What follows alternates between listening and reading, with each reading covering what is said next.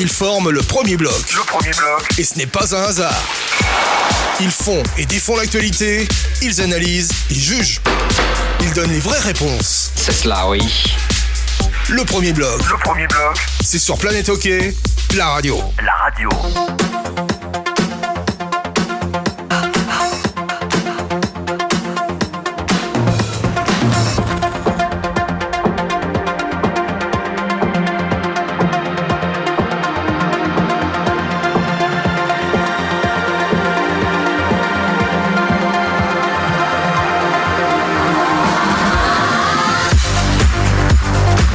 Madame, monsieur, bonsoir, bienvenue. C'est le premier bloc, votre émission traditionnelle du lundi, première diffusion à 18h, multiples rediffusions aujourd'hui 20h, 22h et puis également le mardi et puis un peu plus, même si on tente, ça dépend un tout petit peu de l'actualité. Aujourd'hui, encore une fois, vous allez dire qu'on leur en fait des infidélités. Nous ne sommes pas aux têtes de course, le Bike & Coffee de Nyon, mais nous sommes de retour à Fribourg. Déjà parce que, disons-le franchement, Fribourg-Gotteron, qui est en tête du championnat, il fallait quand même une fois marquer le coup. Et puis nous avions la possibilité aujourd'hui de rencontrer quelques joueurs fribourgeois, notamment dans le cadre de l'émission Je m'explique, que vous pourrez entendre mercredi. Et vous avez rencontré qui aujourd'hui, Laurent Perroton ? Nathan Marchand, qui est un excellent chanteur. Voilà. Donc non, c'était vraiment super intéressant. Il a parlé vraiment de choses, du succès de Fribourg et puis aussi de son contrat à longue durée et aussi de ses habilités. Donc non, c'était vraiment très très intéressant. Alors, vous l'avez compris, participe à cette émission aujourd'hui Laurent Perroton. Bonsoir. Bonsoir. Bonsoir également à vous, Dany Gélina. Oui, bonsoir Philippe. Et puis bonsoir à François Rossier, représentant du journal La Liberté. Spécial Fribourg aujourd'hui, et j'imagine, messieurs, que ça paraît normal par rapport au début de saison des Dragons. On est d'accord. Exactement, et on a eu la chance de les voir, on les a pas eu dans les meilleurs jours, on les a vus à Lugano, on les a vus au Vernet vendredi, mais c'est vrai qu'ils font un début de saison remarquable. Quand on voit le ratio du nombre de points par journée, c'est quand même exceptionnel ce qui se passe à Fribourg en ce moment. Et François Rossier, ça titille un petit peu plus la rédaction en ce moment. C'est toujours plus agréable de suivre une équipe qui gagne qu'une équipe qui perd, mais oui, c'est plaisant de voir Gotteron jouer actuellement, tout leur réussit. La première place du classement en prime, donc on peut que se réjouir. Oui, c'est ça, Dany, comme ça on aura fini le tour de table. tout réussit à Fribourg, un peu trop. Oui, toutes les étoiles sont bien alignées. Il n'y a pas forcément beaucoup de joueurs blessés. Ils arrivent à garder un effectif relativement stable. Les gros joueurs sont toujours sur la glace, sont toujours dans l'alignement et aussi toujours performants. Alors effectivement, pour l'instant, tout va bien. Et s'il y a bien une équipe, même si elle est très contente de voir la pause arriver, parce que ça va faire plaisir à tout le monde, c'est pas le genre de moment qu'on aime bien attendre. Tout comme le HC Bienne est bien content que la pause elle arrive, mais oui. Fribourg pas forcément parce qu'ils sont sur une bonne lancée. Alors effectivement, tout va bien pour eux. Alors évidemment, on va parler beaucoup de Fribourg aujourd'hui, mais on évoquera quand même également les autres clubs romans. Mais nous allons commencer avec nos rubriques habituelles. Et la rubrique habituelle, c'est le casque d'or et le casque de plomb. On va laisser le mètre et centimètre de cette émission commencer. Ça commence. Avec Laurent Perroton. Quel a été votre casque d'or de ces derniers jours, de ces dernières heures ? On a parlé un peu off avec Dany, on a un peu les mêmes idées, mais moi, Kevin Pache, pour ses 2 premiers matchs en National League avec ses 2 victoires, dont un blanchissage, je vous faisais part des sentiments de Huet et Abicher, David, qui est pour les grands gardiens et qui avait été impressionné en début de saison lors du stage de pré-saison avec les gardiens de Swiss League, National League, par Kevin Pache. Par ses yeux, sa qualité de vision de jeu, c'est un petit gabarit. Il a énormément de qualité. Imaginons en rêvant un peu, en se projetant un duo Pache et Van Huet, 2 romans formés au club, je prends mon abo. Non, mais plus sérieusement... Ouais, mais ça, c'est dans 5 ans. Plus sérieusement, j'adore ce genre de gardien parce que ça fait du bien au niveau du spectacle. Vous savez que je suis un fan de Giannoni. Et en espérant pour Kevin une carrière à la Leonardo, attention cependant à ne pas le brûler, quoi. Ouais. On pourrait ouvrir le débat, là, mais dans tout ça, il y a quand même une victime. Et cette victime, elle s'appelle Poulianovs. Oui, mais si un gardien ne performe pas, que l'équipe a de la peine à gagner avec lui, c'est normal que l'entraîneur tente des choses. Et puis, ça lui a réussi. Il y a peut-être l'énergie, la confiance qui arrive dans l'équipe. Et puis, si ça tourne bien, tant mieux. Heureusement qu'il a eu le courage de lancer un jeune, quoi. C'est toujours ça un peu le risque, mais des fois, il n'y a plus rien à perdre, ou il y a justement tout à gagner. Oui, effectivement, mais le désaveu vient surtout de faire jouer 2 matchs d'affilée. Ouais, c'est ça. Que souvent, un jeune, là, on l'a faire cassé. jouer. Franchement, Poulenov, on l'a cassé. Le désaveu vient sur le deuxième match, on le remet dans la cage et on remet la dynamique. Ça veut dire que, pardon, mais quand Hughes va revenir, on va avoir Hughes comme titulaire théorique et puis Pache. Non, je pense qu'il faut remettre les pendules à leur place et à l'heure. Il ne faut pas le brûler, il ne faut pas aller trop vite. J'ai envie de dire qu'il ne faut pas faire comme on a fait un petit peu avec Charlin, le mettre un peu trop en avant. Oui, c'est très beau ce qu'il a fait, c'est très bien et c'est très valeureux aussi pour Lausanne d'avoir fait preuve de courage. C'est bien, mais maintenant le gardien, le jeune a besoin d'avoir des minutes et aujourd'hui, s'il a performé comme ça, il y a beaucoup de facteurs, mais il doit avoir des minutes. Il a montré qu'il y avait un potentiel et ça, c'était le plus important pour lui et pour le Lausanne Hockey Club, de voir qu'ils ont un gardien, un jeune avec du potentiel. Le retourner sur Martini pour avoir du temps de glace et avoir beaucoup de lancers. Parce que, en attendant, Chianov, il a du temps de glace aussi maintenant. Oui, mais c'est pas le même potentiel. On va remettre quelque chose à l'heure. Le jeu change à Martini si vous avez un ou l'autre dans la cage. Okay? Exactement. J'ai vu des matchs et je peux vous dire tout de suite, c'est pas le même jeu et les joueurs ne jouent pas avec la même sécurité. D'accord. Je crois que les choses sont bien établies pour cette saison. Par contre, ils viennent de mettre un léger petit problème dans la tête du directeur technique, parce que là, aujourd'hui, le directeur technique, il doit avoir ça dans son carnet de notes, qu'aujourd'hui, il y a 2 gardiens, parce qu'il n'y en a pas qu'un, il y en a 2. Vous avez parlé de Pache, mais il y a Huet aussi qui est un peu plus loin là-bas, et on ne sait pas, il faut le garder à l'œil. Alors non, je pense que c'est un joli problème, mais c'est un gros désaveu pour Poulenov. Alors, il y a 2 façons de l'apprendre. Avec un long contrat? Oui, effectivement. Mais aujourd'hui, il y a 2 façons de le prendre. C'est soit il le prend comme un avertissement puis il se dit OK, maintenant il faut que je rentre dans les starting blocks et puis que je me remette au boulot et que je reprenne un peu la marche en avant, ou soit il accuse le coup comme un KO et il se relève pas. Bon, ça lui fait un peu beaucoup de coups derrière la tête quand même à Poulenov, parce qu'il y a eu les mondiaux avec la Lettonie, il y a eu le début de saison. D'abord Lorikainen. Oui, c'est vrai. Déjà. T'es remonté encore plus loin. Oui, parce que ça commence peut-être là. Et puis Hughes, en début de saison, ils partaient à égalité et puis Connor Hughes a quand même pris le devant, donc c'est dur de se remettre de tout ça. Moi, je connais Connor, je le connais, j'ai eu la chance de l'avoir comme gardien 8 matchs par saison avec Sierre. Et je peux vous dire que ce garçon-là, il ne s'est pas foutu de la tête des joueurs de vestiaire. C'est vraiment un professionnel. C'est un gars qui travaille fort. Il est vraiment costaud. Il s'entraîne très dur en dehors de la glace. Et c'est quelqu'un qui se donne à fond tout le temps. Alors, pour le gars qui travaille à côté de lui pour essayer de gagner du temps de jeu, je peux te dire, il doit y aller. Il doit travailler dur. Ouais, non, mais je disais, mentalement, c'est dur pour Poulenov. C'est s'il arrive à retrouver de la confiance et à rejouer, ça montrera que dans la tête, il est quand même solide, parce qu'il a eu beaucoup de coups derrière. Je voudrais rebondir sur Dany. On a parlé du carnet de notes du chef technique, mais maintenant, le carnet de notes aussi dans l'autre sens, négatif, c'est qu'est-ce qu'on va faire avec Poulenov? C'est ça, le contrat à longue durée. Parce que les chaises musicales, il n'y en a pas beaucoup. Non. Et trouver le contrat qu'il a à l'heure actuelle sans perdre d'argent du côté de Lausanne et le replacer pour le nombre d'années, ça va être difficile. Donc, ce qu'on discutait en off, c'est peut-être le remettre sur le devant de la scène, parce qu'il a des qualités. Il a vraiment des qualités. Moi, je l'ai vu jouer pas mal de matchs avec l'équipe de Lettonie. L'année dernière, comme a dit Cristobal Huet dans son interview, c'est le meilleur joueur jusqu'à décembre. Il a surjoué parce que Stéphane ne pouvait plus jouer, donc du coup, il a eu un contre-coup au mois de janvier. Il y a Lorikainen qui est arrivé, qui a performé, et du coup, ça lui a pourri ses mondiaux. Donc, c'est le problème à l'heure actuelle, c'est, à mon avis... c'est reculer pour mieux sauter, c'est-à-dire que Pache, il n'est pas prêt pour la National League. Il faut lui alterner de temps en temps des matchs, et puis surtout beaucoup le faire jouer en Swiss League dans une équipe qui est promue, où il aura beaucoup de lancers, il va prendre beaucoup d'expérience. Connor Hughes, il ne peut pas faire une saison complète comme numéro 1, on l'a vu à Fribourg, et c'est surtout mentalement, parce que s'il s'est blessé, est-ce qu'il y a une cause à effet par rapport à la pression d'être numéro 1? Peut-être. Et Poulenov, aujourd'hui, il faut qu'on lui donne des minutes si on veut le relancer ou si on veut le placer. Si on le laisse sur le banc, il va être 4 ans sur le banc, et ça va te coûter une fortune. Il rapporte rien, puis il va partir pour 100 000 et ça va coûter très cher à Lausanne. Aujourd'hui, Lausanne doit trouver une solution la moins chère possible. Oui, c'est ça. Bien, et le plus vite possible. Première thématique, 9 minutes de discussion. Vous êtes en forme là, Vous êtes en forme. Non, c'est très bien. Puisque vous avez la parole, Dany, on va vous la laisser. Quel est votre casque d'or pour ces dernières heures. Non, mais écoutez, on en a parlé pendant 9 minutes. Voilà, alors, du coup, on a fait le tour.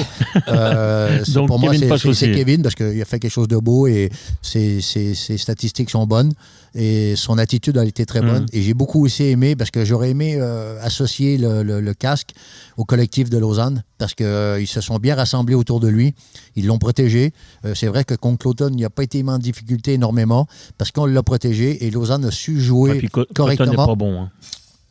Moi, ce qui m'importe, c'est la performance de Pache et le travail de Lausanne.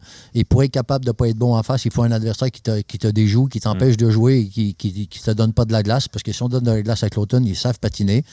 Lausanne a été intelligent. Ils n'ont pas cherché le chaos à outrance. Et ils ont plutôt protégé le gardien et été chercher les 3 points qui étaient très importants pour le collectif. Alors, je pense que le casque, il va sur un collectif complet. François Rossi, avez-vous eu le temps de la réflexion? J'aurais bien voulu. Si vous me dites pas, c'est bon, et puis on passe directement au suivant. Je pourrais faire un truc facile, ou bien je dois me concentrer sur le Gauthieron, parce qu'on va parler de Gauthieron.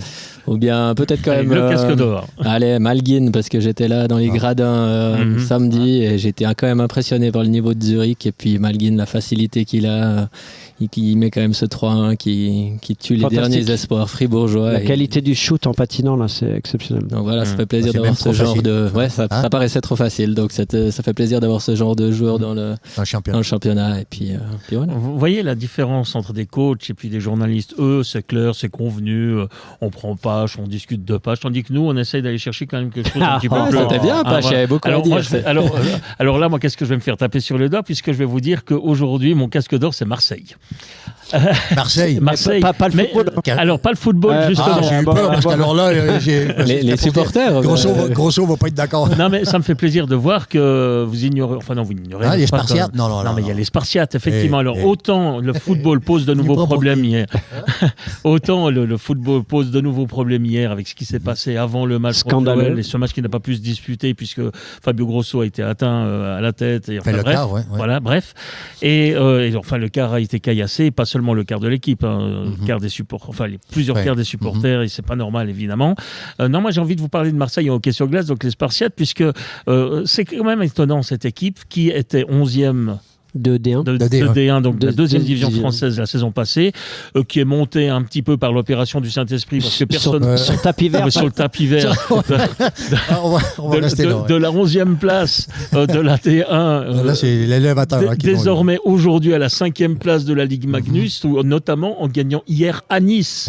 Dans un derby, un Nice-Marseille en hockey sur glace, c'est quand même quelque chose. C'est incroyable. Voilà. Il faut déjà la patinoire à Nice. Et je voulais juste évoquer ça en disant on joue aussi au hockey sur glace à Marseille, et plutôt bien dans de belles installations, je crois, Laurent. Une nouvelle patinoire, 6000 places. Ils ont réussi, Zwikel, le manager, avec Luc Tardif Junior, donc c'est le fils du président de l'IHF qui est l'entraîneur. Ils ont réussi à avoir pas mal de monde à la patinoire. Ils font des matchs à 4000, 5000. Donc il y a vraiment une bonne ambiance. Puis la patinoire est vraiment magnifique, et c'était une volonté fédérale d'avoir déjà à Paris, ils ont mis Sergi avec c'est en banlieue, mais ça reste une équipe parisienne. Et puis d'avoir Marseille, la deuxième plus grande ville en France, en Magnus. Maintenant il reste Lyon qui est la 3e, qui est en 2e division, qui est dernier. Vous voyez bien entraîneur à Lyon. Non, mais c'est pas ça, mais ce que c'est votre club aussi, à part Gap. Bien sûr. Non, mais Gap, c'est pas vous avez un petit problème de micro, je crois. Gap, c'est pas du tout mon club. J'ai fait une année là-bas, mais non, c'est surtout que Lyon, ils ont refusé un projet avec Ratouchny et puis Laurent Meunier, et qui aurait amené des financements, une école de formation et tout, pour avoir un 3e club d'une grande ville au plus haut niveau. C'est bien dommage, mais ma foi, c'est comme ça. Donc on se retrouve avec Marseille, un derby Marseille-Nice, c'est quand même dingue. C'est quand même dingue. Il faut y aller à Nice. Faut y aller. Et juste pour info, les gens qui nous écoutent, la patinoire elle est au 5e étage de l'immeuble. Exactement. Et vous avez vu sur la ville avec la piscine, il y a une tribune qui va de la piscine à la patinoire, c'est assez exotique. Ouais, c'est mon premier match en France. Dunkerque-Nice. J'ai fait Dunkerque-Nice. Faut y aller. Deux versions de hockey sur glace. Alors... non, ben, je peux te dire, c'est assez impressionnant, mais pour revenir à Marseille, ce que je trouve aussi excellent, et on peut parler du niveau du hockey français par rapport à la Suisse, mais il y a quelque chose à Marseille où il y a peut-être un œil à garder, c'est la communication. Jonathan Zwickel avec son équipe sont très très bons dans la communication. Parfois ils font de la surcommunication, mais alors ils sont toujours partout, ils sont vraiment bien. Sur les réseaux sociaux, sur les réseaux, sont efficaces. Très efficaces, sont très présents et les partenaires sont souvent mis en avant et ils font avec leurs moyens, mais en tout cas c'est très efficace. Oui. Voilà, ça c'était donc mon cas. J'étais pas mal au Casque d'Or. Hein. Je m'attendais pas à ça. Et d'ailleurs, on va aller un week-end là-bas. Bah oui, ça c'est sûr. On va essayer de faire un week-end à 2 matchs, un de foot, un de hockey. À Grenoble, pour comprendre pourquoi le foot tourne mal alors que le hockey est en train de se développer. Ok. Bon, allez, casque de plomb. Allez-y, Laurent. Casque de plomb à la fatalité et au confort des joueurs. En fait, le joueur Adam Johnson a été coupé par un coup de patin au cou lors d'un match en Angleterre entre Nottingham et Sheffield. Les nouvelles sont terribles avec le décès et toutes nos condoléances vont à la famille, à l'ensemble du club et aux amis. C'est un sujet délicat. J'ai assisté à 2 cas dans ma vie de hockeyeurs. C'est un premier cas en cadet où il y a un adversaire qui a été coupé au cou. Suite à ce match-là, on a dû avoir les genres de Minerve là, qu'on avait à l'époque, les protège-coups. Et le deuxième cas, Danny coachait.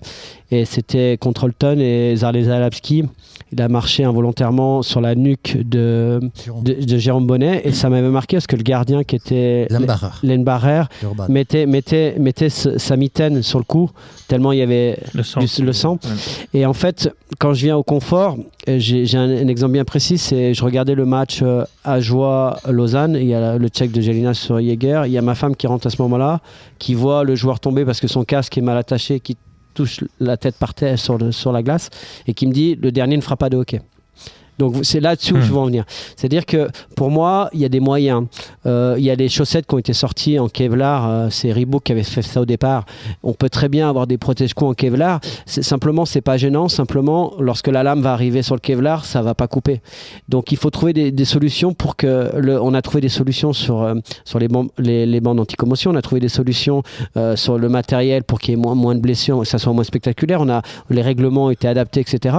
Mais lorsque vous êtes à la patinoire, que vous venez pour la première fois voir un match de hockey, que vous voyez un gars se faire couper au cou par un patin, je pense que votre enfant va pas faire de hockey.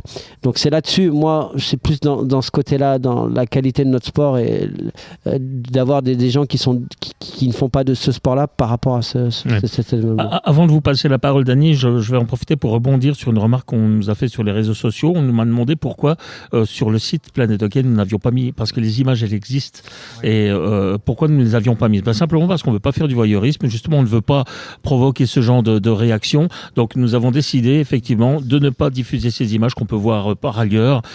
C'est pas très beau. Non, voilà, c'est pour ça qu'on le montre pas. Je peux te relier parce que j'ai été voir pas mal de choses et ça a été vite enlevé.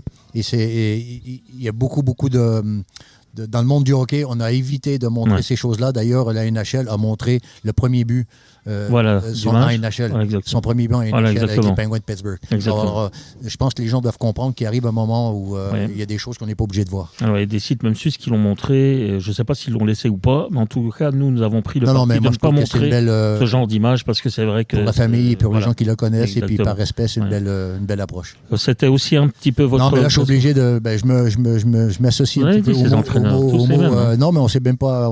Mais bon, vous avez vécu ça aussi. Mais moi, je l'ai vécu 2 fois en tant que joueur. Je l'ai vécu en tant que joueur quand j'étais junior au Québec. Je l'ai vécu, un jeune joueur de 17 ans qui avait été rappelé dans l'après-midi pour jouer son premier match junior. Et toute sa famille était dans les gradins, grand-papa, grand-maman, tout le monde était là. Et puis ça a été son dernier match de hockey. Et j'étais en face de lui. Hein. Vraiment, je peux pas être plus proche. Hein. Vraiment, là, j'ai des images qui sont pas très belles. Et l'image de Jérôme Bonnet, bien entendu, où forcément, c'est quelque chose qui m'a bouleversé. Alors du coup, oui, je sais même pas si on peut appeler ça un cash ou appelle-le comme tu veux, mais c'est quelque chose qui, aujourd'hui, les Finlandais jouent avec le protège-coup et apparemment, ils sont champions du monde quelquefois et apparemment, ça n'a pas l'air à trop les empêcher de jouer au hockey.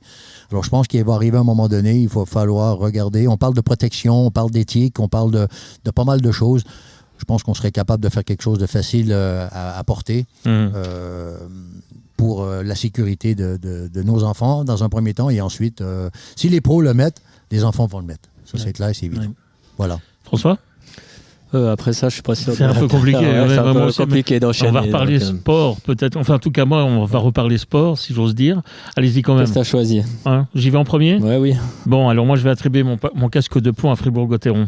Et surtout au premier tiers de Fribourg-Gotteron, parce qu'on l'a vu à Lugano complètement hors du coup, on l'a vu à Ambry complètement hors du coup, et au moment où on se dit, cette fois-ci, ils vont soigner leur entame de match, ils prennent un but après 17 secondes contre Zurich. C'était à Genève. Genève, voilà, exactement, pardon. Enfin, bon, bref. Ouais, ils ont remplacé le deuxième, pas le premier. Voilà. Ouais, j'allais dire au début, c'était le deuxième. Voilà. Alors, premier. simplement, comment peut-on faire pour se planter aussi lamentablement, c'est même quasi. Alors moi j'utilise. Vous allez pas être d'accord avec moi. J'ai même utilisé, je crois, le terme scandaleux à un certain moment. Oui, c'était à Lugano ça. Ouais, ça c'était. Je vous ai repris d'ailleurs. Non mais attendez, à Lugano. Merci Laurent. Non mais attendez, à Lugano, vous prenez le bilan chiffré de la première période, c'est 3 tirs cadrés, c'est 3 engagements gagnés de toute la période. Franchement, c'est un scandale. Ça, j'appelle ça un scandale. Oui, ça, c'est ce qu'on appelle rester dans le quart. Ça, c'est évident. Okay. C'est ce que j'allais dire. L'attaque déplacement, peut-être, ça peut arriver. Ça peut arriver plus à l'extérieur. Non, mais attends, on va aller au bout. Mais, allons au bout. Non, mais je pense qu'une équipe qui enchaîne, ça, c'est le danger pour les entraîneurs. Lorsque tu enchaînes, que ce soit le positif ou le négatif, d'accord? Lorsque tu enchaînes, c'est jamais trop évident. Faut toujours faire attention à son équipe. Puis moi, je me souviens, quand j'ai travaillé à Genève avec un certain entraîneur là-bas, il m'avait dit un jour, quand ton équipe gagne, il faut la détester et quand elle perd, il faut l'aimer. Alors ça, j'ai dit, OK, mais maintenant, tu vas m'expliquer parce que c'est bien beau de me balancer ça, mais moi, je veux comprendre le pourquoi du comment. Et puis finalement, c'est de toujours être capable de garder son équipe à l'affût, la concentration, le niveau. Et lorsque tu enchaînes et tu gagnes, et c'est vrai que parfois, tu joues pas forcément très bien, mais tu gagnes. Et c'est pour ça que les entraîneurs de tous les niveaux... C'est le propre des grandes équipes. Non, mais oui, je suis d'accord avec toi, mais c'est pour ça que les entraîneurs de tous les niveaux, que ce soit les petits ou les grands, c'est pour ça que un entraîneur, lorsqu'il parle à son équipe en privé, après un match ou le lendemain, il doit se focaliser sur le contenu et sur la performance, pas sur le résultat. Parce que là, tu as quelque chose à dire. Parce qu'on peut dire aux garçons, on peut dire à n'importe qui, à n'importe quelle équipe, les gars, bravo, vous avez gagné, vous avez trouvé le moyen d'aller chercher les points, mais on n'a pas été bon. On n'a pas été bon là-dedans. Et tu gardes ton équipe un peu dans l'action. Tu dis pas toujours, ouais, c'est mauvais. Non, c'est beau, les gars. Bravo, vous avez gagné.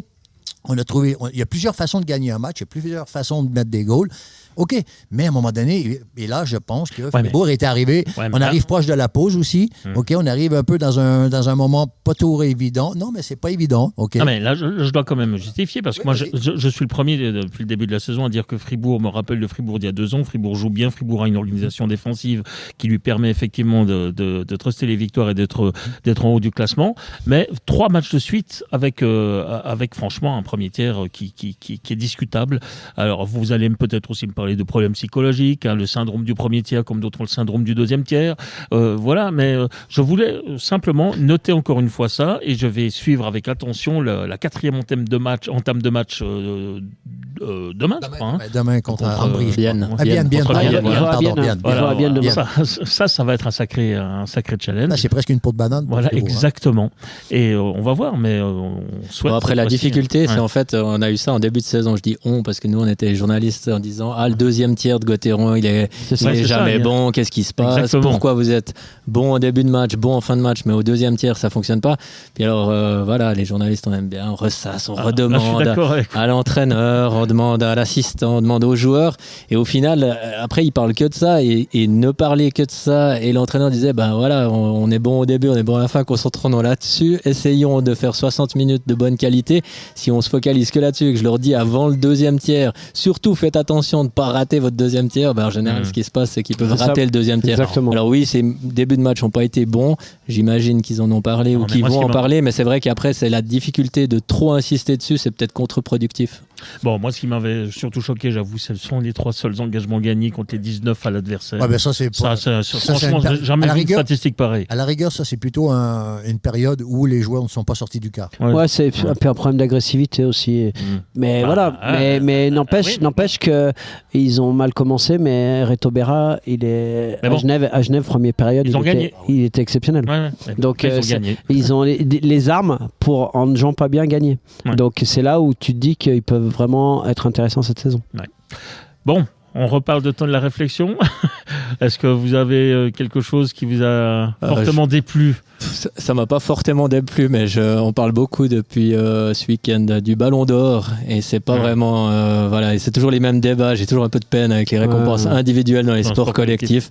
Donc voilà, je suivrai ça à distance, mais je vais pas m'exciter par rapport à ce Ballon d'Or. Et finalement, ça a assez peu de valeur et je trouve qu'on en donne de plus en plus ou beaucoup trop par rapport aux performances collectives. Voilà. Bon, là, il nous cloue le bec parce qu'avec notre casque d'or et notre casque de plomb, oui, c'est vrai. Il vient de mettre le plomb là. J'ai pas pensé à ça. C'est peut-être le lien justement casque d'or avec. C'est souvent des casques collectifs aussi des fois. Ça nous arrive. C'est vrai. On a souvent des casques collectifs. Bon, messieurs, on va enchaîner. Je rappelle que nous sommes au restaurant de la BCF Arena aujourd'hui à Fribourg, émission spéciale consacrée à Fribourg-Gotteron. On va pas mal parler de la formation fribourgeoise et j'ai ressorti encore une ou deux questions qui nous sont arrivées de la part de nos auditeurs. Je vais éviter certaines remarques déplaisantes, on n'a pas le temps d'en parler aujourd'hui. Il y a une question quand même qui était intéressante venant de Gaëtan, j'imagine de Fribourg. Que pensez-vous du timing de Fribourg-Gotteron pour annoncer son directeur sportif ? Elle est magnifique cette question. On va faire plus que 9 minutes là. Et puis on enchaînera ensuite avec Fribourg. C'est pour lancer le débat sur Gotteron. Moi, je commence rapidement, mais on en avait parlé déjà. Moi, je trouve qu'une organisation comme Fribourg, il y a pas un appel à la candidature. C'est toi qui choisis tes candidats. Quand tu as une organisation comme ça, une structure comme ça, il n'y a même pas besoin. Tu as un cahier des charges, tu as un profilage et tu vas chercher tes candidats, tu les reçois et en fait, ça ne doit même pas sortir. Pour moi, je le verrais comme ça.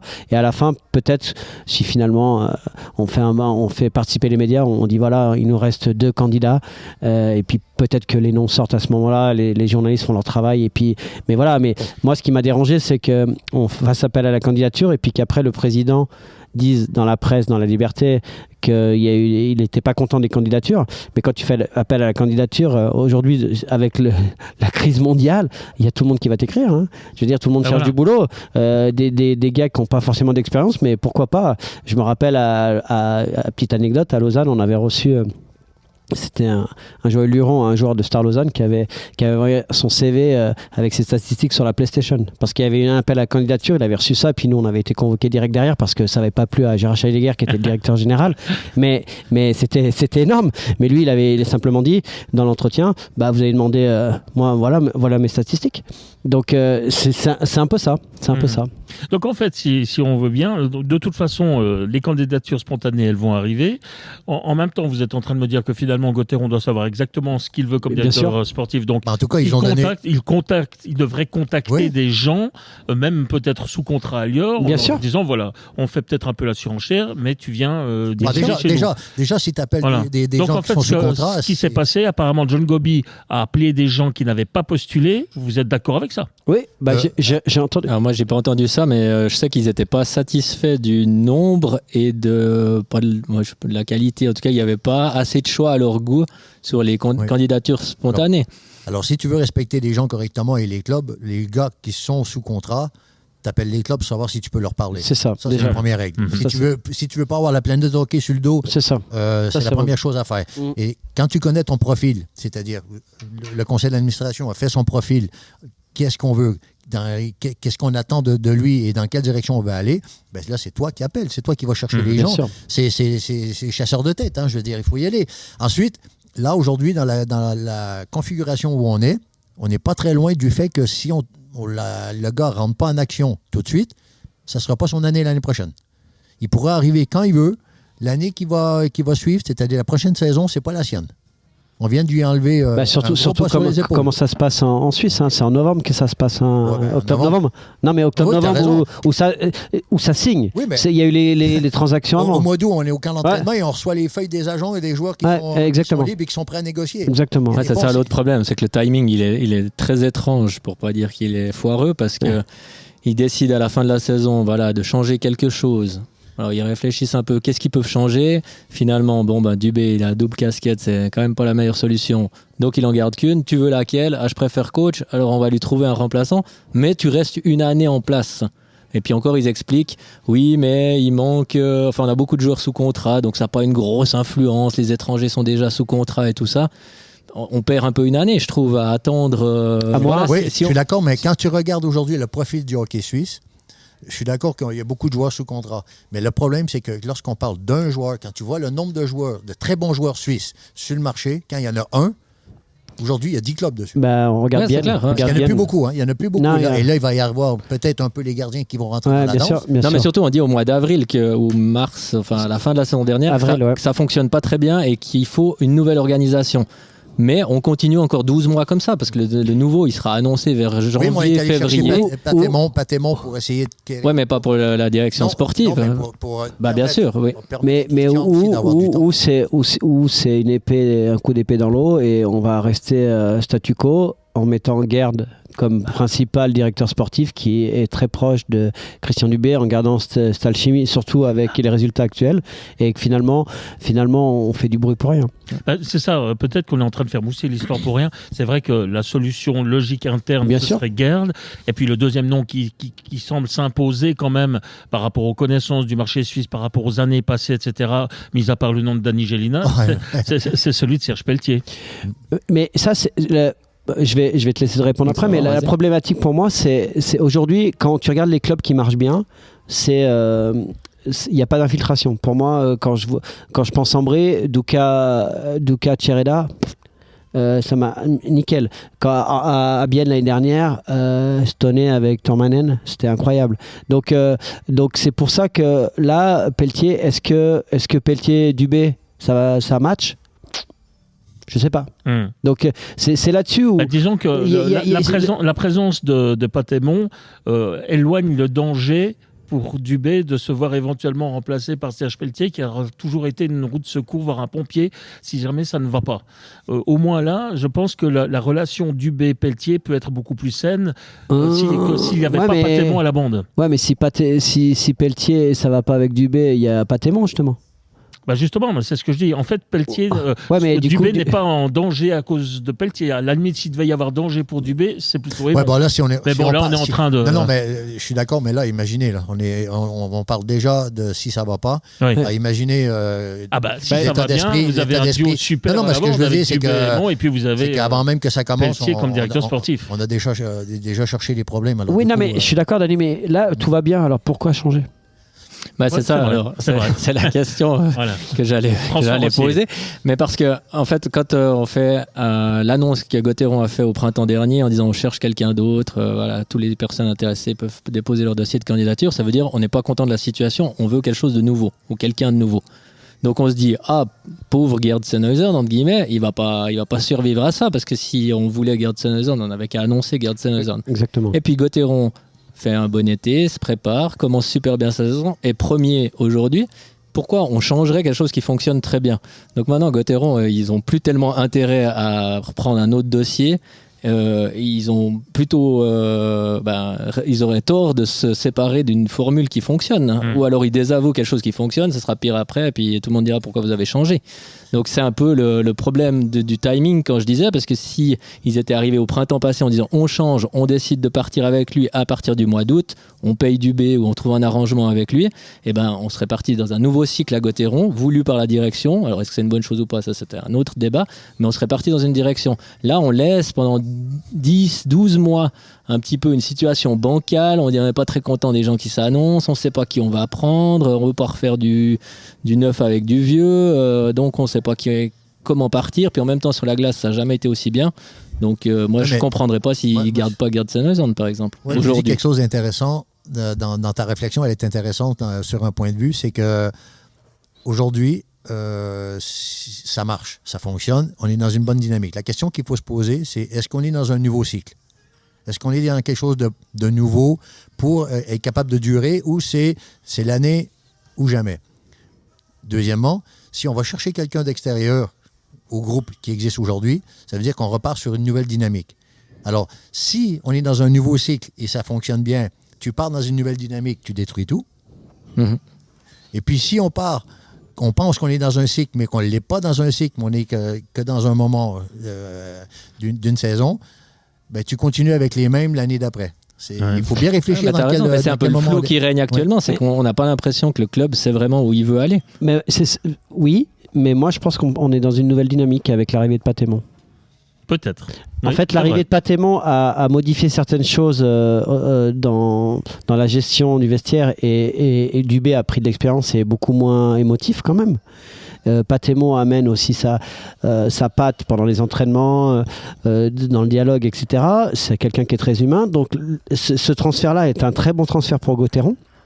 Et du coup, ça redistribue les cartes. Et c'est pour ça que Garnzenhausen avec Dubé, ils s'entendent très très bien.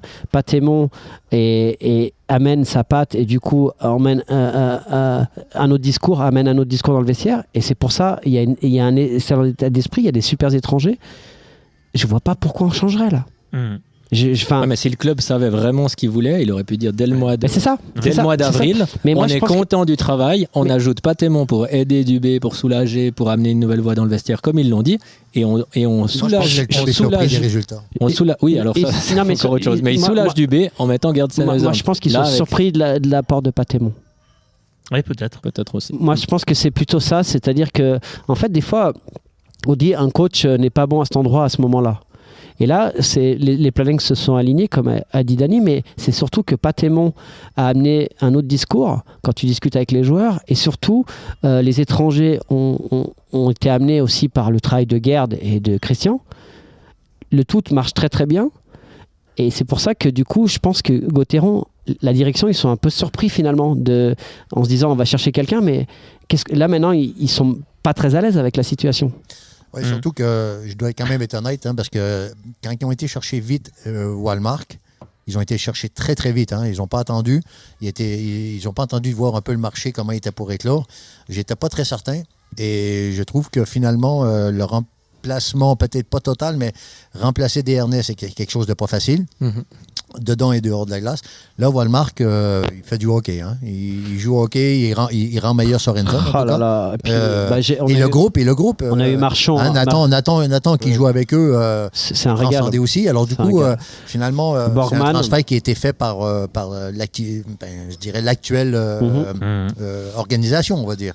Alors du coup, on peut pas dire qu'ils n'ont pas fait du bon travail. Puis ils vont pas. S'ils décident de statu quo et de garder Gerd et de le mettre directeur sportif et de garder le staff, personne va crier au loup. On sera, et je pense qu'on travaille.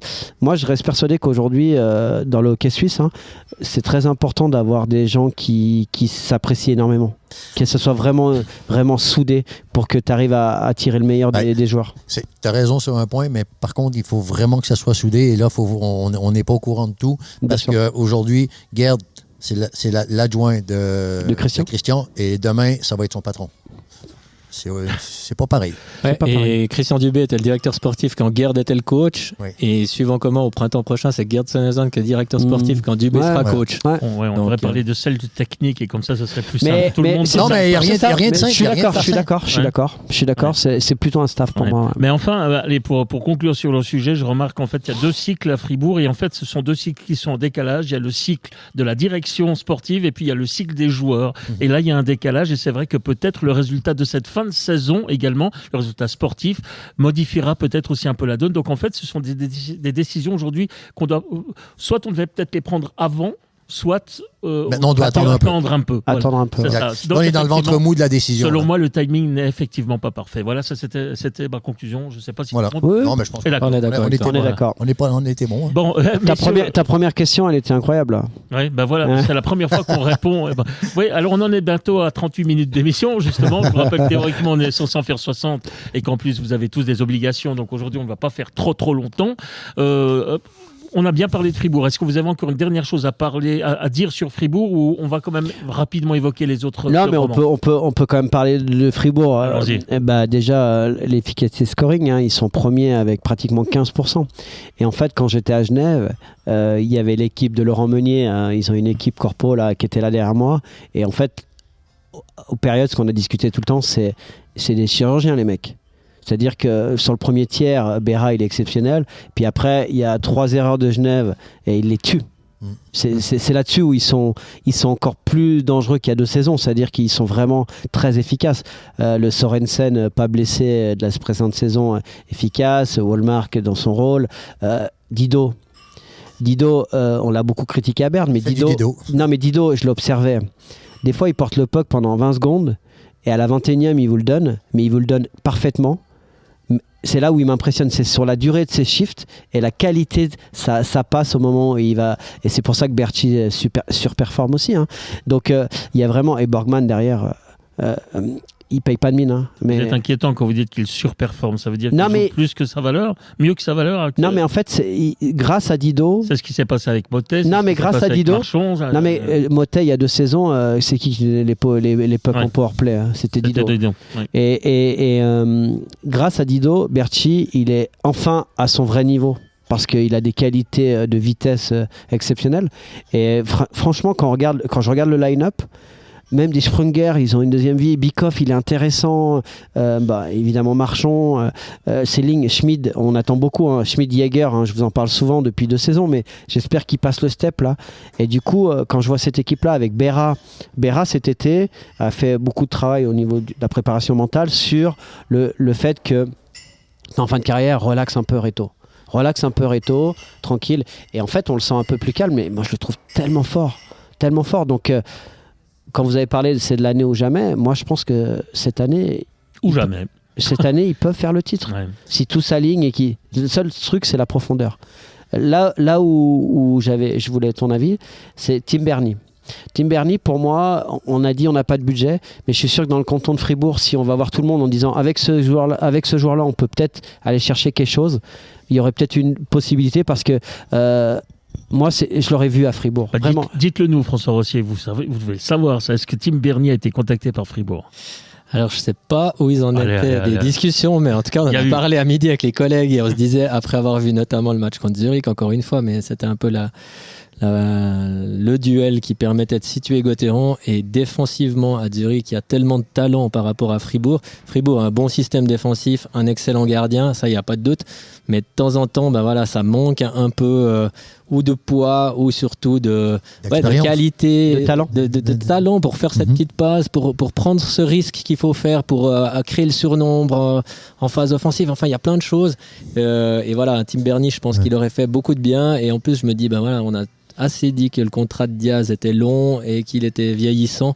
Donc là, il y avait l'occasion de rajeunir la défense avec un super joueur, je pense. Donc oui, ils sont peut-être passés à côté de ce joueur-là. Surtout que c'est arrivé dans le même moment où Suter s'est blessé. C'est ça. Hein? Et là, on a vu finalement que lorsqu'il manque un top 4, c'est-à-dire défenseur du top 4 la défensive de Fribourg, le banc est trop court. Ça, on le sait depuis le début de la saison. Alors, c'est pour ça. Mais tout est arrivé en même temps pour dire, c'est-à-dire, t'en perds un, ça te met l'évidence devant les yeux et ça cogne à la porte.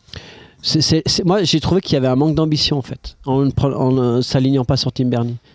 Parce que c'est l'année où on peut aller chercher le titre. Et le fait d'aller chercher ce joueur en ayant essayé de trouver le financement, je connais pas assez le canton. Combien coûte Berni ? Je sais, un demi-million ?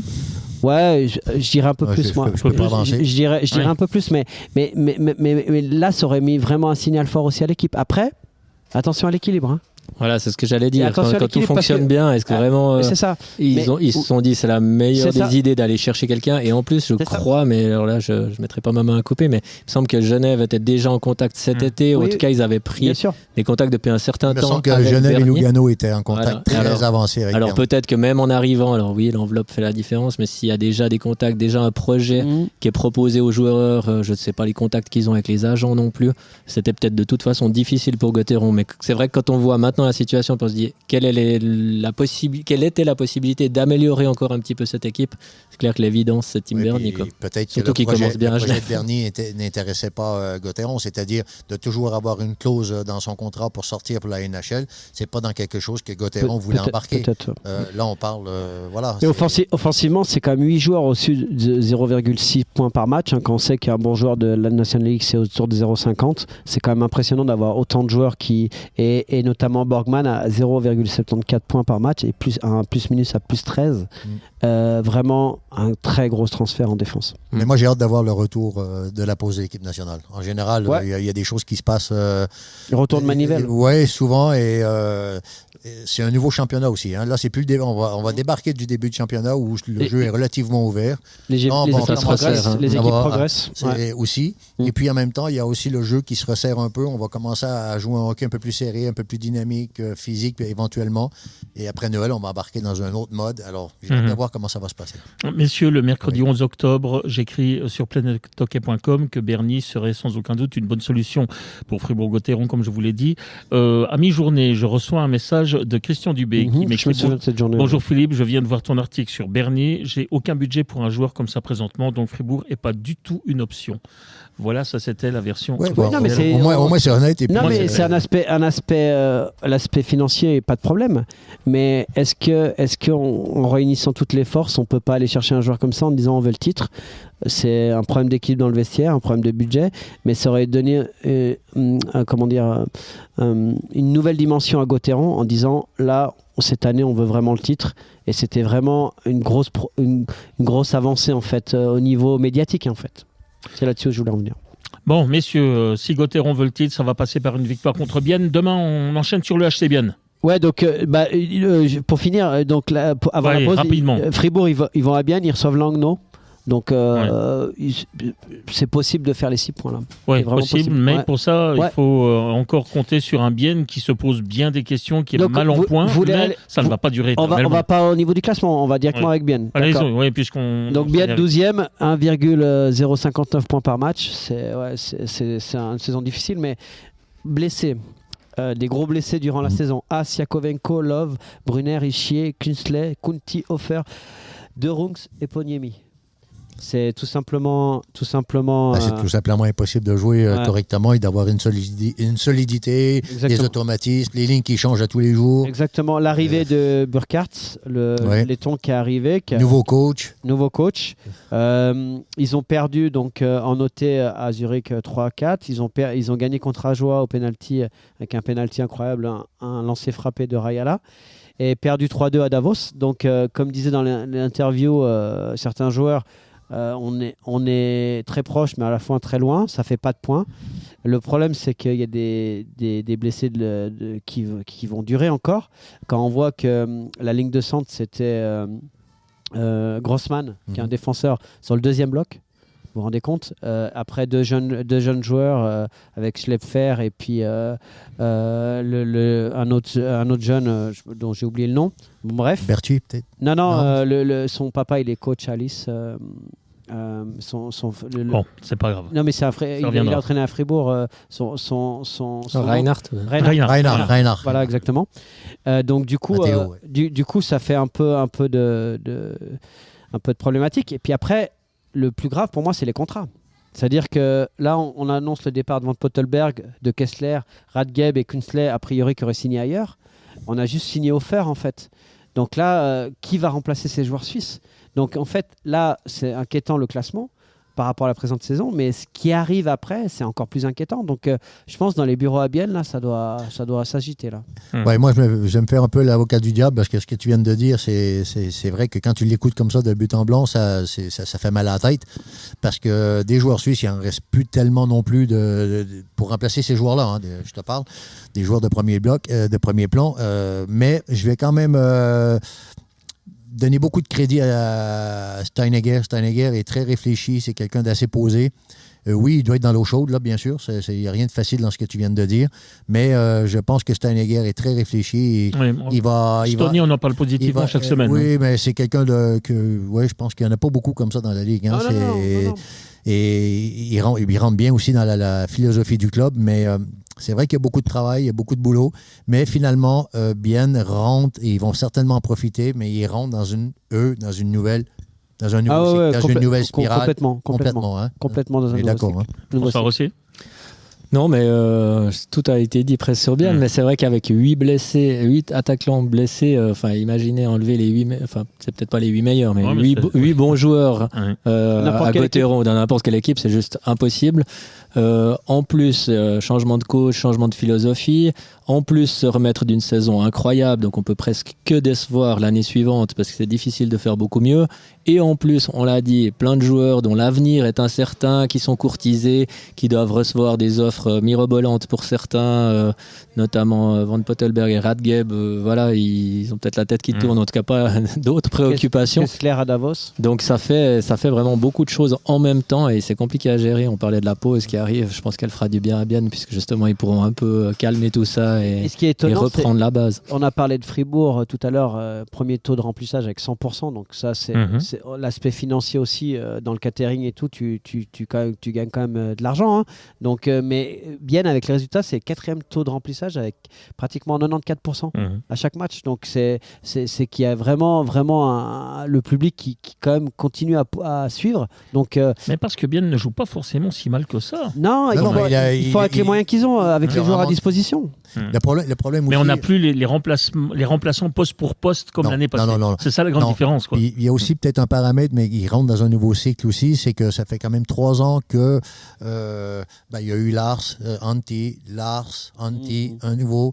Et là, c'est à un moment donné, c'est pas évident pour les joueurs de toujours comme sauter. Et on arrive vraiment, à mon avis, à la fin de vraiment le cycle qui a lancé le HC Bienne dans sa nouvelle patinoire. Et si je dis maintenant on est dans la période pétrie jusqu'à mi-novembre seulement. Non, est-ce que c'est une possibilité? C'est pas dans la philosophie de Bienne. Stony, hein. C'est pas dans la philosophie de Stony. Et puis si ça change, c'est peut-être lui qui va venir à la bande. Mais ce qu'on sait de l'intérieur, c'est ce qui a beaucoup changé, c'est la structure de jeu. Il y a beaucoup moins de liberté. Quand il y avait French, c'était un peu comme ça. Ça avait annihilé un peu les joueurs très créatifs. Avec Dubé, il y a beaucoup plus de liberté. Avec Tormanen, il y avait beaucoup plus de liberté. Et quand on parle d'un coach, ce que je dis souvent, c'est est-ce que c'est le bon profil au bon moment, au bon endroit? Et c'est pas la qualité du coach qui est remise en cause. Est-ce que les joueurs à disposition par rapport à ce qu'il veut mettre en place, est-ce qu'il s'est suffisamment adapté? C'est là où j'ai mis des doutes. Non, puis je ne sais pas si vous vous souvenez, mais au mois d'août, OK, c'est les matchs de préparation, mais c'était quand même avec toute l'équipe, il y avait quand même pas mal toute l'équipe. C'était quand même pas mal ce qu'il faisait bien. C'était propre. On avait dit beaucoup de bien de par rapport à l'année d'avant. Par rapport à l'année d'avant, en préparation, ils n'avaient pas gagné un match. Alors, je me dis, finalement, l'entraîneur qui est là, si l'équipe à disposition qu'on lui a mis sur le papier lorsqu'il a été engagé, il répond probablement à la demande. Là, aujourd'hui, il est peut-être obligé de fermer un peu le jeu puis de dire, l'idée, c'est peut-être de gagner les matchs 3-2 et marquer 6 goals tous les soirs avec un groupe comme celui-là, aussi jeune. C'est pas possible. Alors, voilà. Bien, en tout cas, ce mardi, Fribourg contre Bienne. Bienne avec ses blessés, donc de nombreux absents. Et Fribourg qui va peut-être récupérer Dave Souter déjà ce mardi. Peut-être, c'est encore point d'interrogation. Dire Fribourg-Gotteron au grand complet. C'est aussi un des avantages fribourgeois. Et c'était comme il y a 2 ans. Pas de blessés. Peu de casse. Après, pour finir avec Bienne, donc, ça reçoit Fribourg, ça va à Langnau, ça reçoit Berne. Voilà. Donc, ce sont des matchs chauds. Très, très chauds. Les vacances vont être méritées. Ça, c'est sûr. Allez, on continue puisqu'on est dans le bas de classement Ajoie. Ajoie, c'est un peu mieux quand même. Ça a fait 5 points en 3 matchs. C'est un petit peu ce qu'on attendait d'eux cette saison. Si tu fais ça, tu peux peut-être aller chercher une 12e place si tu continues dans ce rythme-là. Donc ça va être difficile d'être régulier à ce niveau-là. Mais Tchatcho qui a vraiment pris le poste de numéro 1, on a appris que sans doute Wolf allait partir à Zug. À Zug, ouais. À Zug, donc... Résultat, Conz débarque à Port-Lentruy. Il y a des rumeurs. Il y a pas mal de rumeurs. Il y a pas mal de rumeurs. C'est un peu les chaises musicales. Et puis, il y aurait peut-être un gardien de Davos qui partirait en Brie. On annonce Sen. Je pense qu'il ne doit pas être content de son temps de glace avec Schliemann. Exactement. Donc, il irait peut-être remplacer les chaises musicales, remplacer Conz à Ambry. Ensuite, donc ça a gagné contre Davos. Ça fait une victoire qui fait du bien. Perdu en noté contre Lugano, perdu au penalty contre Bienne. Donc ça reste un peu mieux, mais surtout l'engagement du nouveau étranger, le Suédois, Dimitro Timashov. Donc c'est un Ukrainien à la base, s'il n'a pas un nom suédois, mais qui a quand même joué 45 matchs en NHL. Avec 9 points, qui a fait 34 points en Suède l'année dernière avec Brinas. Donc 34 points en Suède, faut y aller. C'est déjà un bon niveau. Donc ça va remettre un peu de concurrence. C'est vrai on a beaucoup parlé des joueurs suisses qui n'étaient pas au niveau en National League et les joueurs étrangers qui ne faisaient pas le job. Peut-être que ça va remettre un peu de concurrence. Des fois, un simple joueur dans un club comme ça peut changer un peu la donne. Ça aurait pu être Apala aussi. visiblement, d'après les déclarations. Oui, on a entendu parler de ça. Ouais, donc après, c'est une histoire de budget aussi. Quand tu dois régater avec des clubs en concurrence, c'est souvent le budget qui fait la différence. Mais voilà, c'est une bonne pioche pour Ajoie et j'espère qu'ils vont arriver à être un peu plus réguliers. Ils sont quand même à 7 points de l'avant-dernier, donc de Cloton. Donc ça fait déjà, il faut enchaîner des victoires pour pouvoir les rattraper. Mais c'est vrai que c'est décourageant quand même parce qu'on est tous d'accord pour dire que Ajoie a quand même passé un petit cap, a fait un petit peu mieux que l'année passée, mais se retrouve exactement dans la même situation, décroché. Oui, parce que c'est jamais évident. C'est jamais évident parce qu'ils ne peuvent pas avoir un banc non plus.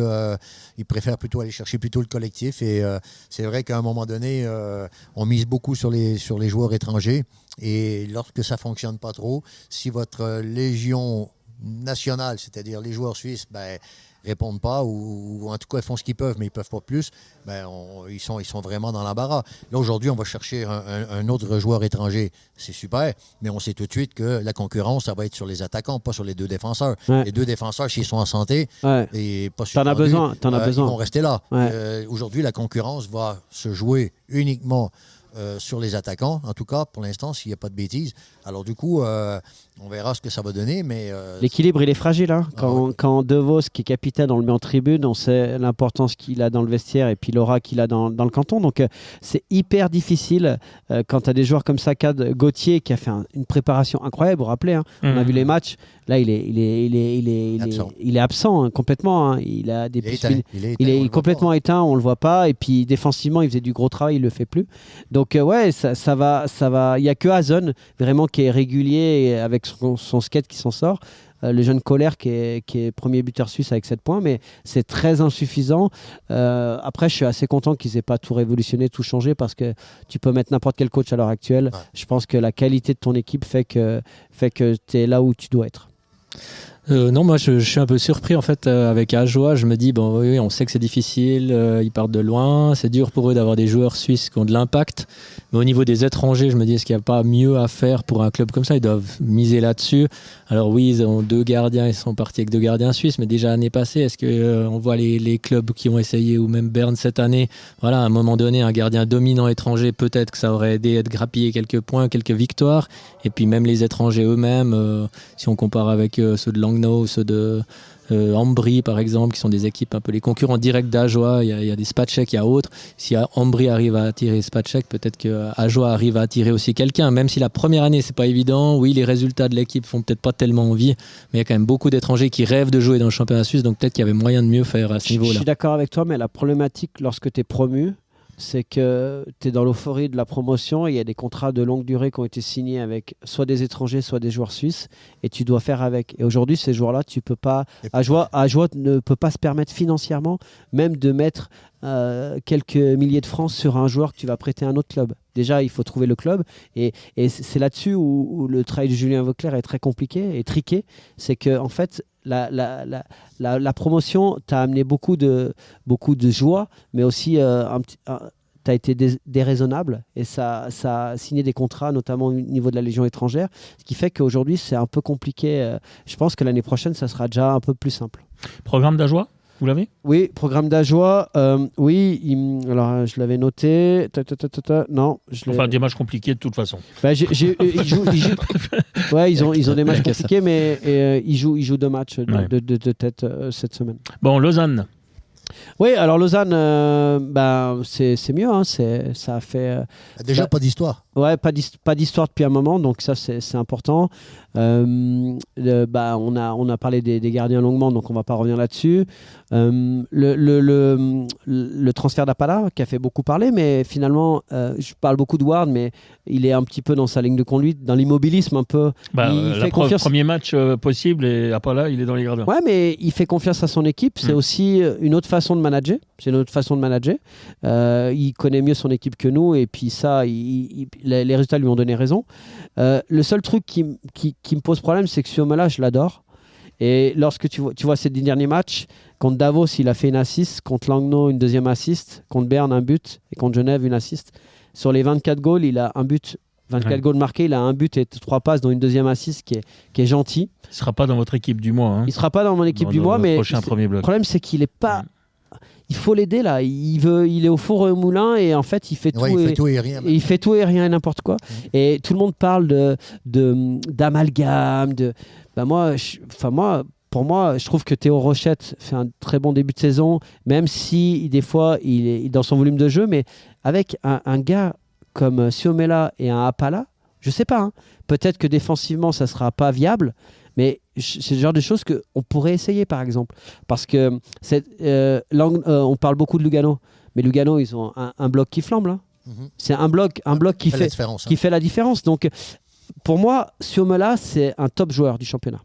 Si tu arrives à trouver dans la qualité des passes... Parce que si ces trois-là, ils ont le puck pour leur prendre... va falloir y aller. Même si physiquement, ils sont pas gros, s'ils bougent le puck et qu'ils bougent les pieds. Donc, c'est là-dessus où Lausanne doit arriver à trouver un bon premier bloc. Mais ils ont bien réagi. Ils méritaient de gagner à Genève. Et voilà, ils se sortent avec 6 points, avec Kevin Page dans les buts. Donc, c'est un beau message. Je pense que Jeff Ward a annoncé la couleur. Il a profité. On lui a donné une balle dans son fusil pour encore tirer correctement. C'est-à-dire que le vestiaire, il veut le maîtriser. Puis il veut montrer à tous les joueurs que celui qui rentre dans ce vestiaire-là, tu ne rentres pas comme tu veux. Le mériter, tu ne dis pas ce que tu fais. Et du coup, il était content, en tout cas, de ce qu'il voyait sur la glace de son groupe. Et c'est pas parce qu'un joueur arrive que, allez, on va tout révolutionner et tu vas prendre la glace d'un garçon. Parce que s'il arrive, il va prendre un top 6. Bien sûr. Alors du coup, tu vas débarquer un garçon, il va prendre la glace peut-être en avantage numérique, et ainsi de suite. Et du coup, il n'a pas voulu démobiliser son groupe. Laisser le temps aux joueurs déjà de s'installer dans le groupe et de voir un peu avec qui il peut l'installer, parce que c'est vrai que sur papier, on peut installer qui on veut et ça marche toujours très, très bien. Mais sur la glace, ça ne marche pas toujours. Et en même temps, on garde la cohésion du groupe. Et puis parfois, en faisant ça, durant le match, il se passe quelque chose qui fait que tu as une place. Il y a un joueur qui se blesse ou quelque chose, et du coup, tu as de la place à le mettre. Tu n'as pas démobilisé ton équipe, et à quelque part, tu as une opportunité de le faire tout en glissant tranquillement, en le rentrant par la porte de derrière pour être sûr et certain que le groupe va rester stable. Lausanne, ça fait quand même quelques années qu'on dit qu'ils ont des bons joueurs et qu'ils ont un potentiel. Et puis on attend de voir surtout un peu de stabilité dans cette équipe. Non, quelques siècles. Quelques siècles, je te laisserai dire. Mais... Vous allez avoir des problèmes. Là, je vais avoir des problèmes, je sais, mais je l'ai fait exprès. Je salue Jean-Michel Lévy au passage, qui a relevé encore une fois mon incompétence dernièrement. Okay. Passons. Il vous a traité de Coluche. Pas lui. Non, ça c'est encore un autre. Ok. Bon. Non, mais voilà, c'est vraiment ça qu'il leur faut. C'est un peu enchaîner les victoires, c'est avoir une certaine stabilité, être capable de gagner les soirs où c'est serré. Je me souviens du match contre Gauthieron où j'étais là-bas. Franchement, ça aurait pu tourner des deux côtés. Et puis finalement, c'est Dido en prolongation qui avait marqué le but. Alors, ok, Lausanne a 1 point, Fribourg en a 2. C'est pas une grande différence, mais si ça tourne toujours du mauvais côté, c'est pas bon non plus pour l'équipe. Donc, ils ont besoin de trouver un peu de confiance et de la stabilité. Alors moi, je voudrais rebondir sur ce que tu dis. Là, on arrive lundi prochain, ça fera 1 année que Ward est arrivé. Pile 1 année. Donc, on a demandé à avoir John Foust dans l'émission. On va essayer de faire un spécial Lausanne. Voilà. Spécial Lausanne. Si on n'a pas John Foust, peut-être Chris Wolf. Oui. Mais c'est pour parler d'un mot que j'aime bien, c'est le bilan. Et aujourd'hui, quand tu regardes les meilleures équipes du championnat, qu'est-ce qui marche bien? C'est les situations spéciales. Et là, quand on regarde, Lausanne, c'est pas ça encore. Non, c'est moins bien que l'année dernière. Ils sont à 11,86 en powerplay. Tu ne peux pas être dans le top 6 en National League si tu as ces statistiques. 12e box-play, 77%. C'est la deuxième équipe la plus pénalisée l'année dernière, toute l'année, j'en ai parlé. Au niveau des pénalités mineures, il y a juste, ils sont derrière Davos, ils ont 65 pénalités mineures. Voilà, c'est l'indiscipline individuelle et les situations spéciales où on doit améliorer les choses. Et on a dit, ok, l'année dernière, on n'avait pas les joueurs. À la ligne bleue, on n'avait pas de défenseur étranger qui faisait la différence. On a été chercher Pilot, Juice. Qu'est-ce qui a changé ?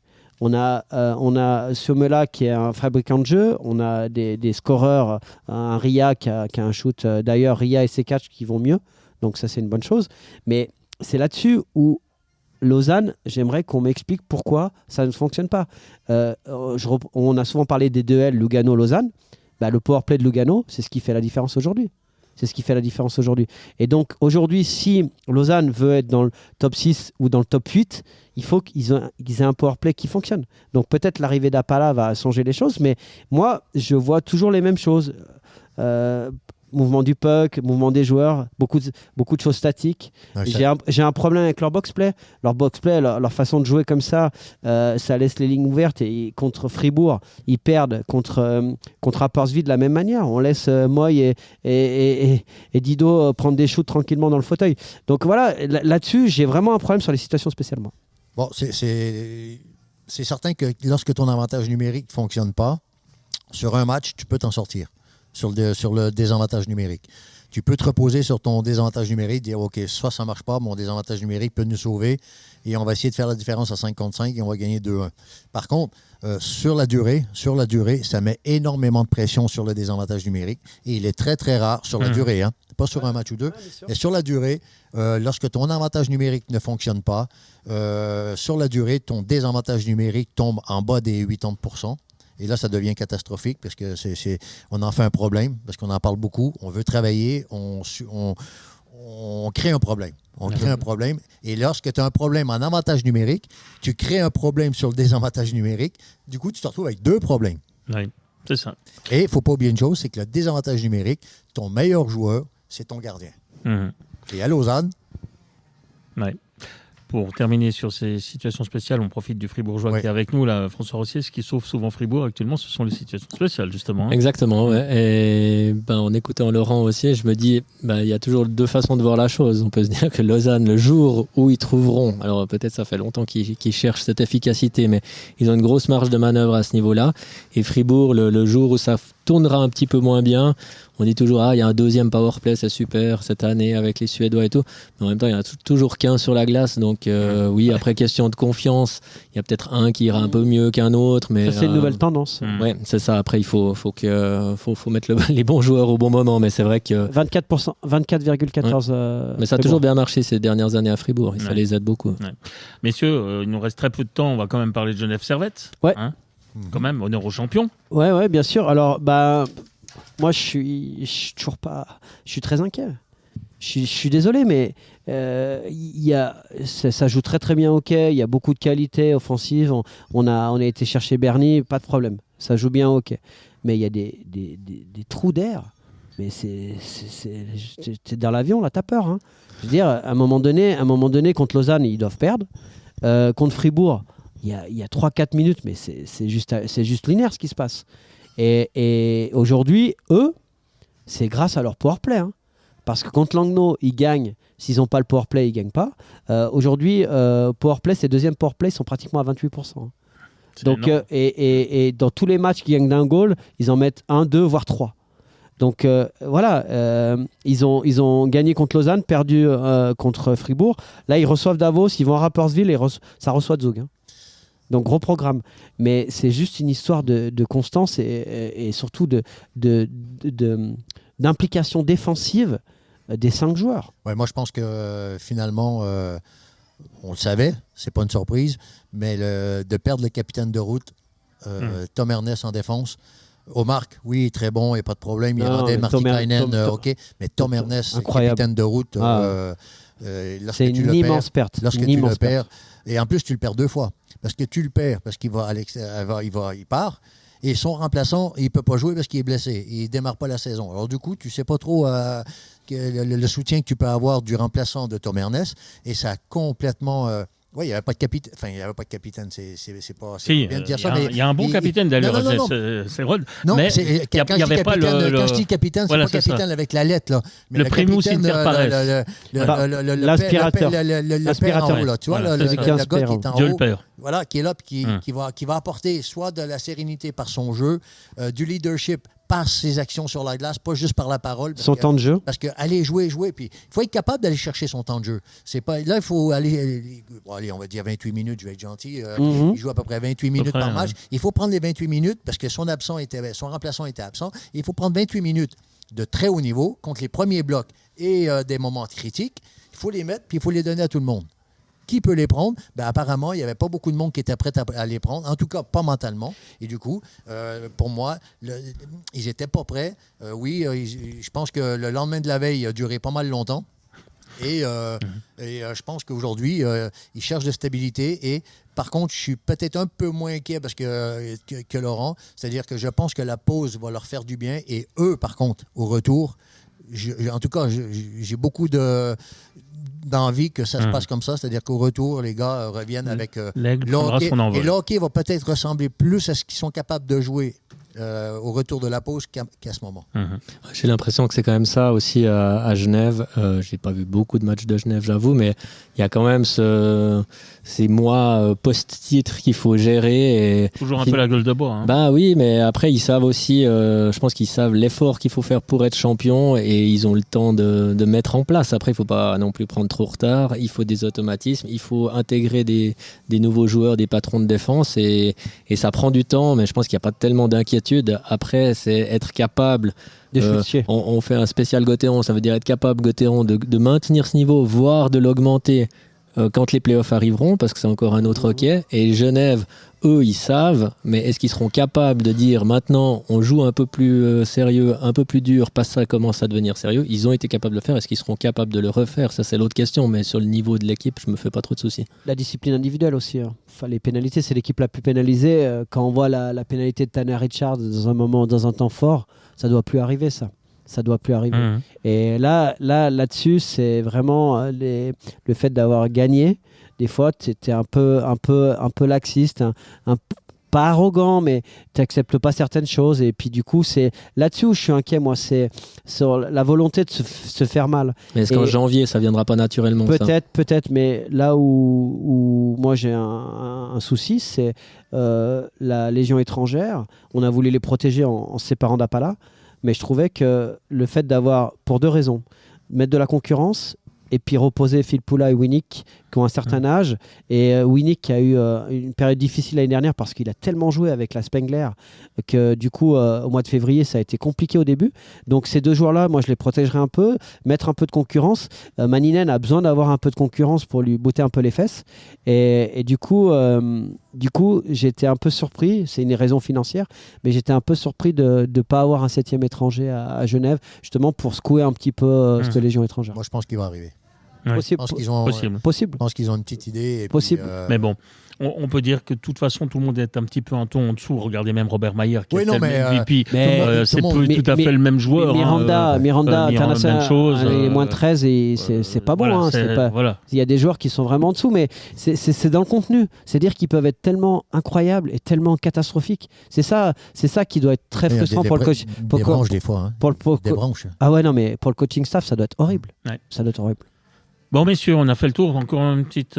C'est bon? Tout le monde a dit ce qu'il avait à dire? Non, on a encore 2 minutes. C'est un maximum que je vous accorde. Ah bah tiens, 2 minutes, 2 minutes, mais alors vraiment vite. Vous avez vu la première sélection, enfin, la présumée première sélection, puisqu'elle n'est pas tombée, des gardiens pour la Karjala Cup, c'est Reto Berra, c'est Sandro Eschliman et c'est Joran von Pottelberg. Votre commentaire? Moi, j'ai dit, on prend un vieux, on prend un. Moi, je ne comprends pas celle de Reto Berra. Pour être franc, je ne comprends pas la sélection. On prend un gars blessé. Parce qu'à cette époque-là de l'année, en général, on prend pas ces garçons-là. Et surtout que Reto, je pense qu'il aurait été bien content de prendre un peu de repos. Mais comme il ne sera pas là au deuxième tournoi, ce sera Giannoni. Ils ont alterné, ils se sont mis d'accord peut-être avec les clubs. Une fois Giannoni, une fois Berra. Mais en tout cas, Berra mérite. Non, mais ce n'est pas une question de mérite. C'est une question de... Oui, bien sûr, par rapport à son côté physique. Je vous fais un pari au championnat du monde. Ça sera Giannoni, Von Pottelberg et peut-être Eschliman. Non, il y aura Berra. Non, Berra. Vous croyez? Non, je sais pas. Moi, je pense que ça dépend de l'état de forme à la fin de la saison. S'il est en forme et que ça va bien, Berra, pour moi, aujourd'hui, là, c'est le meilleur gardien du championnat, mais vraiment de loin. Vraiment de loin. Je le trouve vraiment exceptionnel sur ce début de saison. Le problème de Giannoni, c'est qu'il est toujours... on ne sait pas trop. Ces saisons, il finit toujours très fort. Il prend son envol au mois de mars. Bon, mais si on va en rester là, peut-être un dernier mot. François Rossier. Non, merci de l'invitation. C'était chouette de débattre. Moi, je vais demander quelque chose à François Rossier. Fribourg va être champion cette année. J'avais y venir, celle-là. Si tu me l'avais posé avant ce week-end, je t'aurais dit. Allez, on va quand même. Je pense qu'ils sont un peu trop hauts. Ils vont rentrer dans le rang. Et voilà, en play-off. Je leur souhaite et je pense qu'ils ont les capacités d'aller en demi-finale. Après, ça devient vraiment très sérieux et voilà, ça dépend de plein de paramètres. Il faut que les joueurs restent en santé, mais je pense pas qu'ils ont l'équipe la mieux armée pour remporter plusieurs séries de play-off et aller au bout. Voilà. Ouais, je parlais de siècle tout à l'heure, ça s'applique également à Frédéric Cotteron concernant l'armoire au trophée. Je profite de la présence de François Rossier pour rappeler également que La Liberté a son podcast, ses points de vue, chaque semaine. Exactement. Ouais. Le lundi, mardi, non, un peu plus tard dans la semaine. Cette semaine, on va aller voir Tristan Chervet à Berne. Joli. Et puis, ça sortira jeudi soir, je pense. D'accord. Parce que le 19 novembre, on reprend avec les Montbleus et ça sera Berne-Fribourg. Donc un match incroyable à suivre. Bon, vous avez une actualité tant qu'on y est, non, Daniel? c'est bon, moi ça va. Bon, ça va, c'est bon. Toujours plein de scouting. Oui, plein de choses, ça par contre, pour les joueurs. Mercredi soir, je m'explique avec Nathan Marchand. Mercredi soir, je m'explique avec Nathan Marchand. Vous allez voir un vrai rappeur. Ouais, non, je pense qu'il faut profiter aussi de parler aussi des tournois qu'il y a en Suisse. Absolument. Qui remontaient, là. Ouais, les 17, l'équipe. Dernière édition. Dernière édition. Beaucoup de personnes ont beaucoup donné, beaucoup œuvré pour le développement de l'équipe nationale, des jeunes et tout. C'est un peu dommage, mais apparemment les structures sont un petit peu compliquées. Et puis la prochaine édition du premier bloc, c'est lundi prochain. On va essayer de vous concocter un spécial Lausanne Hockey Club. Ce sera également notre équipe du mois. Au mois d'octobre. Voilà, exactement. L'équipe du mois d'octobre. Les choses seront plus compliquées, je pense, que pour le mois de septembre. Ben voilà, on n'a pas le droit de mettre des joueurs de Marseille. Ouais. Merci à toutes et à tous de nous avoir suivis encore une fois aujourd'hui. N'oubliez pas que le hockey sur glace, c'est bien, mais le hockey sur place, c'est mieux. Excellente fin. Et puis, vive le hockey roman, comme on le dit chaque fois. Vive le hockey roman avec deux romans en finale. Excellente fin de journée à toutes et à tous et à très bientôt. Bye bye.